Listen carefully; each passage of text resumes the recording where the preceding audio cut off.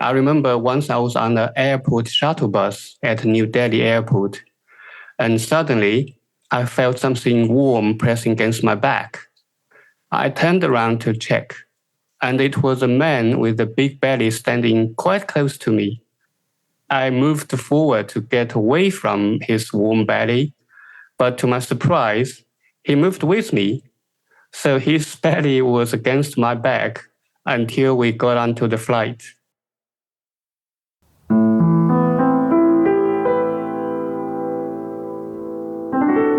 Hello, this is Joseph Scholz, and welcome to the Deep Culture Podcast, where we explore culture and the science of mind. And I'm here with Liu. Liu? Hello, Joseph. So happy to have you co-hosting as the newest member of the podcasting team. I'm very pleased to be part of this team and to co-host this episode with you.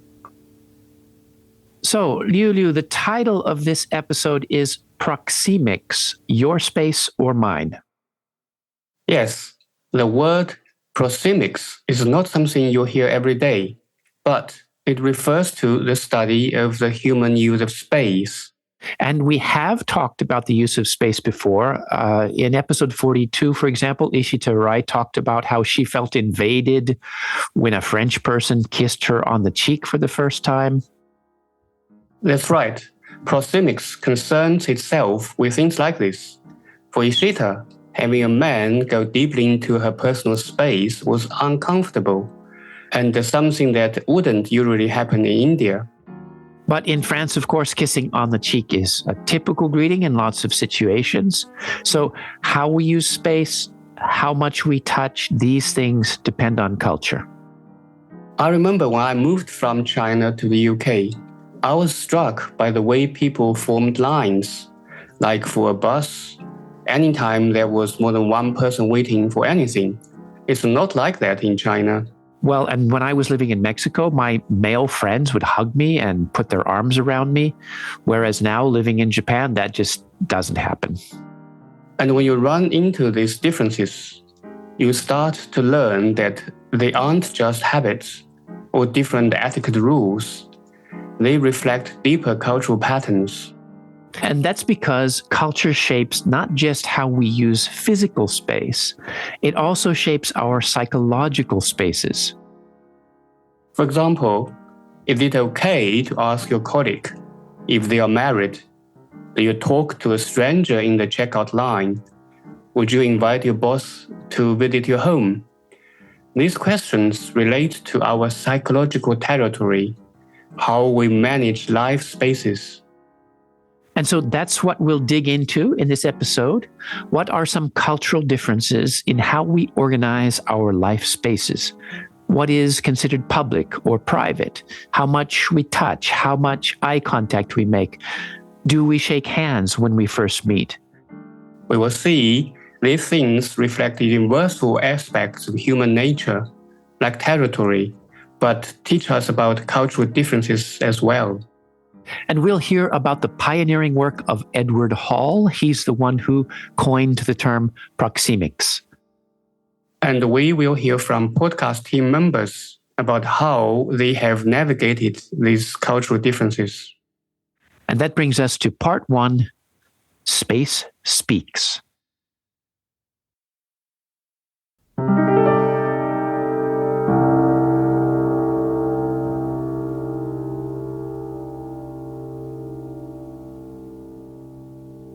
So, Liu, we've said that proxemics is the study of the human use of space, but that sounds pretty vague. I think it's vague because we usually don't think about space consciously, but we certainly do feel it. If someone stands too close to you, you step back. Or your boss has an office, but you just have a desk. And we will talk about cultural differences, but before that, let's give some background about the person who invented this field of study, Edward Hall. Edward Hall is often considered the founder of the field of intercultural communication. He published the book The Silent Language in 1959, which focused on cultural differences in how we experience time. Then in 1963, he first used the term proxemics in an article. And in 1966, in the book The Hidden Dimension, he explores the idea of proxemics in detail. He starts with the idea of territory. Many animals, including humans, have a space that they defend as their own. A dog, for example, will bark at people it considers to be coming into its territory. But animals also have shared territory. A group of chimpanzees will defend its territory against chimps from other groups. So what Hall was interested in was how humans use space. And his book attempts to, quote, provide an organizing frame for space as a system of communication.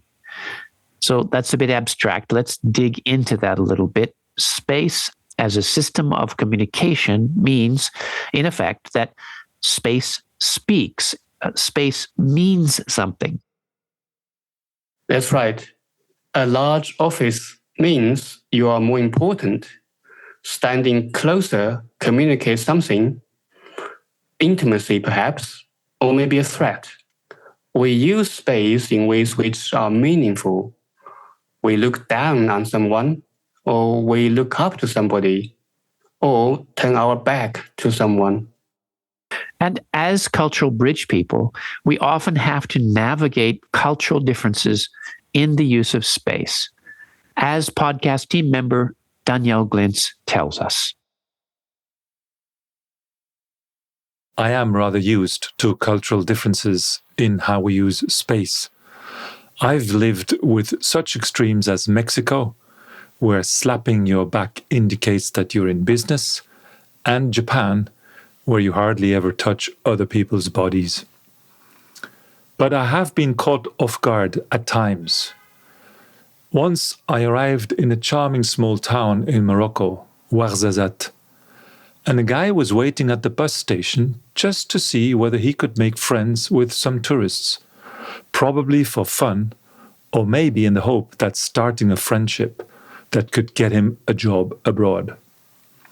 He invited me to stay at his home, which I was happy to accept. We sat around talking for quite a while, until it started to get late. Finally, I said, "I think I'd like to go to sleep." And he asked me, "Where?" At that moment, I realized there was no other room than the living room and his room. In the end, I spent the night lying on the same bed as he did, next to him. I felt rather awkward lying next to this near stranger, but that was all. He wasn't trying to be, shall we say, invasive. On the other hand, once I met a Brazilian woman in an airplane from Geneva to Amsterdam. We started chatting, and she kept accenting what she said by slapping me on the leg. She didn't even know my name.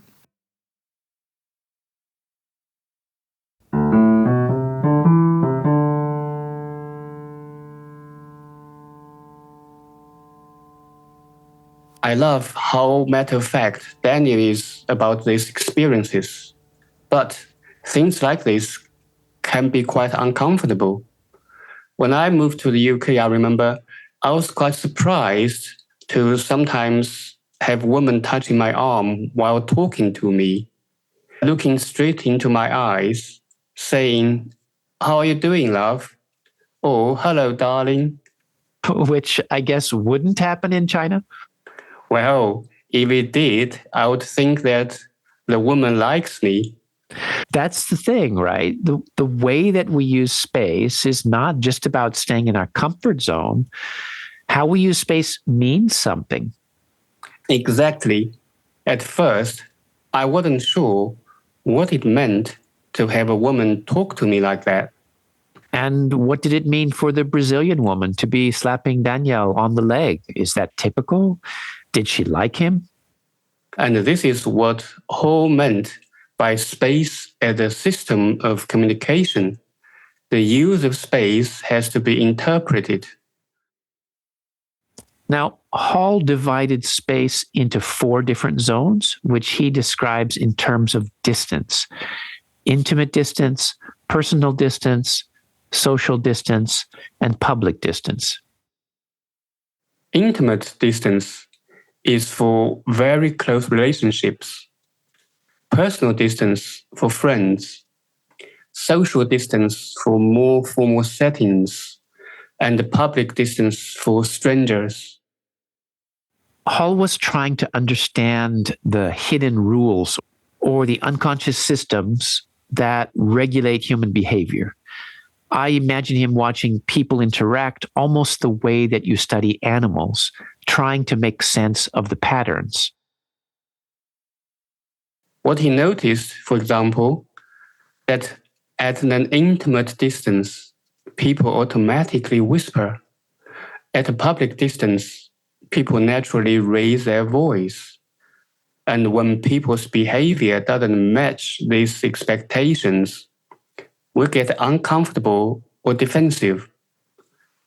Like when a stranger stands too close, or the opposite, when your friend doesn't hug you like they normally do.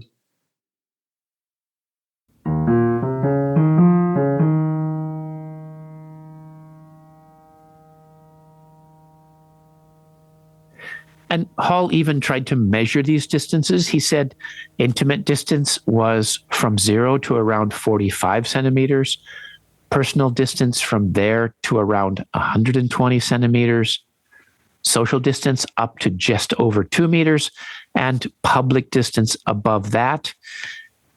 But I found a contradiction here.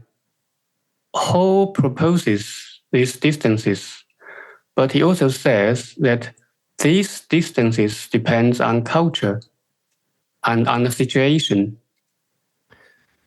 Well, I agree.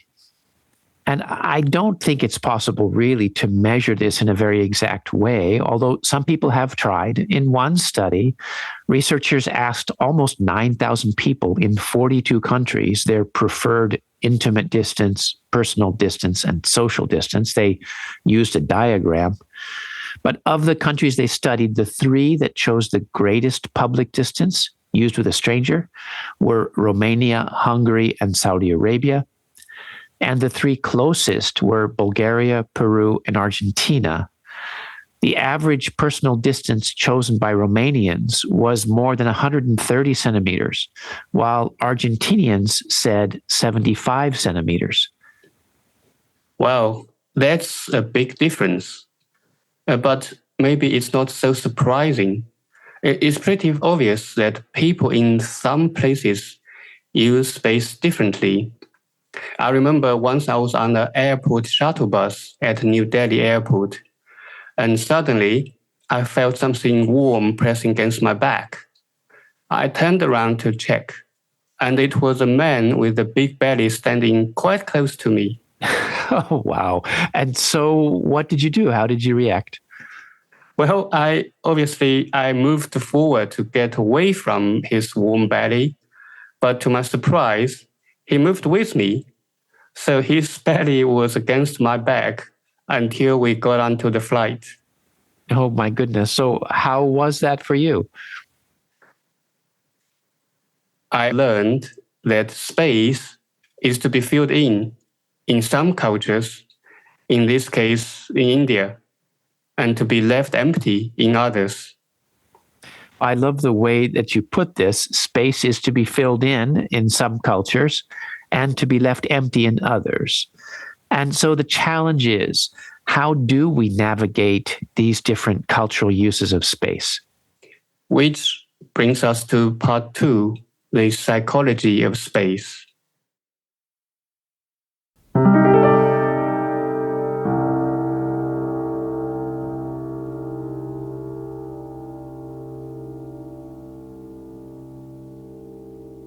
Joseph, we have been talking about culture and space in terms of physical distance, but the biggest differences relate to psychological distance.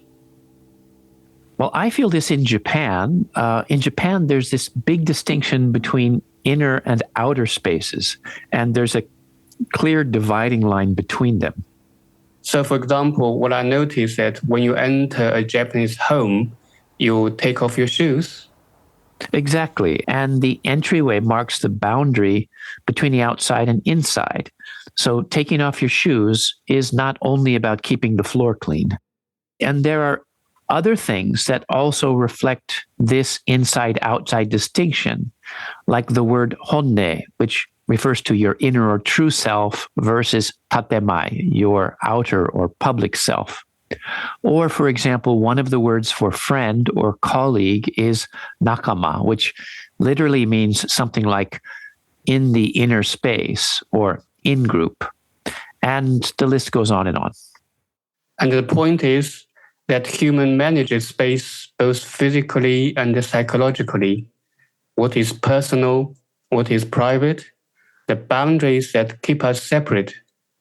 We can be physically close to someone yet keep a large psychological distance. And this is something that Ishita Rai tells us is important for understanding the psychological spaces in India. India is a country with many crowded spaces. Take a local train in Mumbai or the metro in Delhi and you'll experience it firsthand. And it can seem like spaces are intertwined, boundaries are diffuse. On that train, you may exchange seats with co-passengers or learn about the salary of your seatmate's daughter. But this apparent physical closeness coexists with complex psychological distances. How space is used in India reflects the scarcity of resources and the inequality of who can access them. When resources are scarce, who you share them with, the in-group, is clearly defined. And within the in-group, boundaries are fluid. For example, in Indian household, family members are very physical with each other. Siblings and cousins swap clothes, sleep in the same bed. At the same time, you need to know exactly who does not belong to the in-group. Hence, there are also impenetrable psychological barriers, even within the same physical space. For example, you maintain a psychological distance with the person who cooks food for your family, typically from a less privileged community. They cook the food for every meal you put inside your body, but you rarely have any physical contact with them. Their place in the house is separate, perhaps on the ground or in a corner of the kitchen, and they eat leftover food from previous days or food that is cooked in separate utensils. So in India, although you may be physically close to many people, your life is often dominated by psychological boundaries that keep people separate.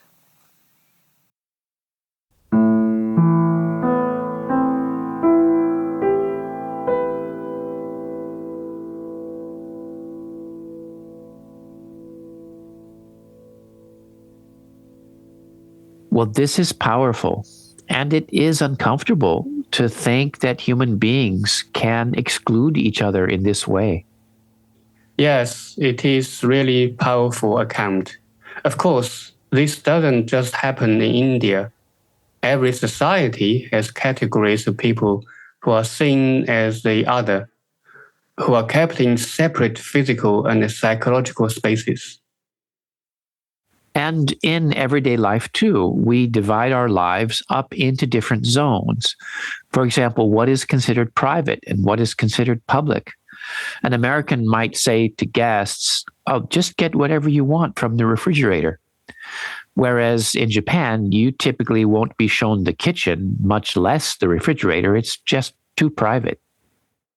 And these expectations reflect underlying values and assumptions. For me, growing up in China, for example, in my home, I didn't have what you might call personal space, a room or a desk, or even a drawer that was considered mine. And this represents a more collective logic. We're family, we're all in this together. It's not about yours or mine, it's all ours. But these cultural logics are not always obvious, even to people in those societies. Why do people use space in the ways that they do? And this is something that podcast team member Zina Mata has been thinking about as well. I grew up in Lebanon, in a region known for elaborate hospitality, but also where people can be sensitive to signs of disrespect.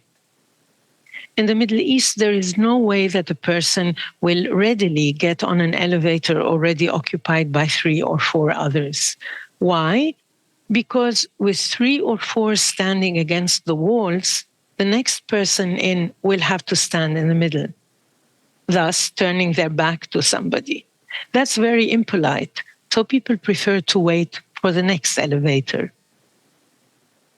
Another common taboo relates to using the left hand, which is associated with using the toilet.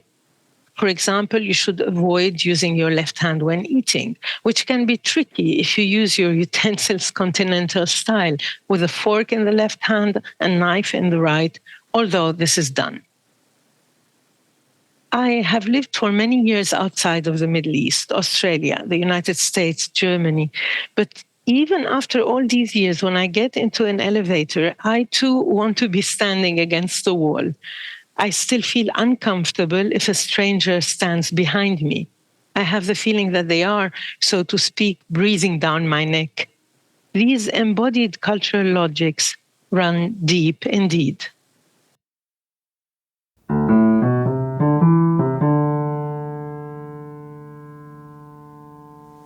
I love Zina's example of the elevator.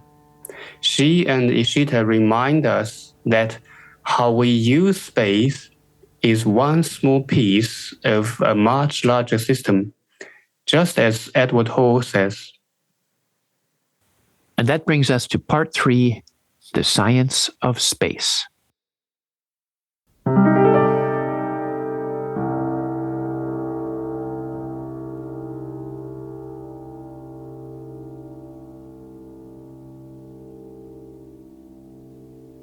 So, Edward Hall wanted proxemics, the study of space, to be scientific. But how can this be researched? Earlier, we talked about research into preferred social distance in different countries, and results showed that yes, there are big differences. But again, that's really just confirming common sense. There was one result from their study which interested me. Sometimes you hear that people in warm climates are more expressive. They touch more. They talk with their hands. And this study looked at the relation between personal space and climate. But what they found was not easy to interpret. In countries with warmer climate, people prefer to be closer to strangers than in colder countries. But in colder countries, people prefer to be closer towards intimate partners compared to warm countries. So in a warm country, you're closer to strangers, but further from intimate partners. Yeah, exactly. Well, I'm not sure exactly how to make sense of that, but I do know that cultural use of space relates to a lot more than how far away we stand. It reflects deeper differences. For example, in more collectivist societies, space is often shared quite closely. And was it that way for you in China? Very much so. I lived with my grandmother for many years, where my only personal space was a drawer where I put my clothes. But even that is not personal, because everyone in the house can open it. Then, when I was older, I had my own room, but my parents would just walk in without knocking. This was not just at home. When I was a student, I remember I once returned to the dorm and found my pillow had disappeared because someone had borrowed it for the night. Wow. So, but did you get it back? I did. I had to search up and down the whole dorm to get it back. Even then, the person that borrowed it was not happy. In China in general, if it is a shared space, unless the drawers, cupboards, and doors are locked, it is kind of open access to everyone. Well, and research shows that these differences have a big psychological impact. They shape us as we grow up. And this is something we talked about in episode 21, Culture in the Cradle, when we talked about cultural differences in parenting. Yes, I remember. You and Yvonne spoke about the kanji character for river, which is 3 vertical lines close together. Yes, it's called kawanoji, which is literally the character for river. And the 3 vertical lines are used to refer to children sleeping between their parents. It is the same in China, Thailand, and many in Southeast Asian countries. Children would sleep with their parents. So let's listen back.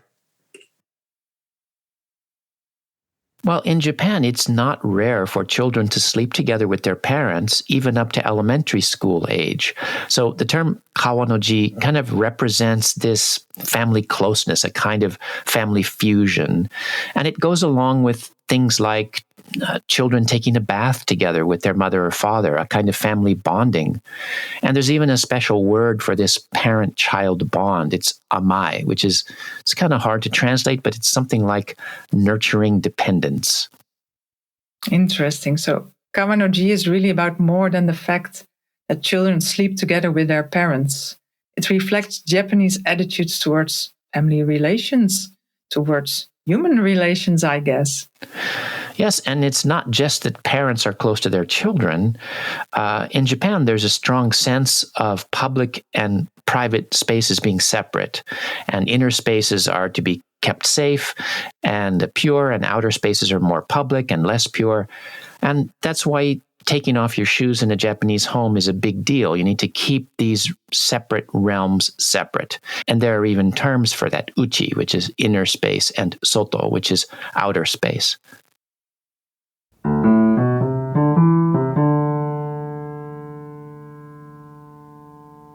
How we use space reflects larger cultural patterns, but it's even more complex than that. In episode 19, which talked about cultural differences in cognition, you and Ivan talked about brain imaging, which found differences in how people experience identity. Let's listen back. And I think that in the past, we talked about a study which showed that when Chinese participants think about their mothers, their brain lights up as though they are thinking about themselves. Whereas when Americans think of their mothers, their brain lights up as though they are thinking of a stranger.